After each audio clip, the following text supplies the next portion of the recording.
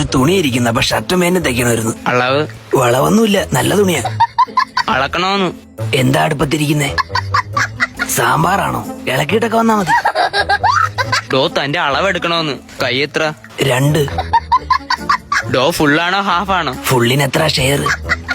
ഡോ കുപ്പിയുടെ കാര്യമല്ല, ഫുൾ കൈ ആണോ ഹാഫ് കൈ ആണോ? ഇവിടെ വരെ വരുന്ന ഹാഫ് കൈ. അപ്പൂപ്പന്റെ തുണിയാ. അപ്പൂപ്പ മരിച്ച പിന്നെ ഞാൻ എടുത്ത്. കോളറാ? കോളറയല്ല, അപ്പൂപ്പ അറ്റാക്ക് വന്നാ മരിച്ചത്. ഡോ കോളർ ഏത് ടൈപ്പ് വേണോന്ന്? അങ്ങനെയൊക്കെ ചോദിച്ചാ ചൈനീസ് ടൈപ്പ് ആയാലോ? വേണ്ട, ഇനി അതിന് ചൈന വരെ പോകാനൊന്നും വയ്യ. മുതുവണ്ണം? അനാവശ്യം പറയരുത്. എന്ത് മുതുവാണോന്ന് വിളിച്ചെന്തിനാ? ഡോ മുതുവിന്റെ വണ്ണം നോക്കട്ടെന്ന്. സോറി. ചെക്ക്? ചെക്കല്ല, ക്യാഷ് ആയിട്ട് തരാം. അതല്ല, ചെക്ക്.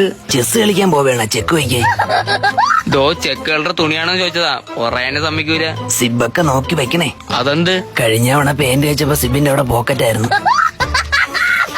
പേഴ്സും ജീപ്പൊക്കെ എന്ത് വിചാരിച്ചാണോ എന്തോ. പോക്കറ്റ് ചെറുത് മതി. ഐഫോൺ ആണല്ലേ?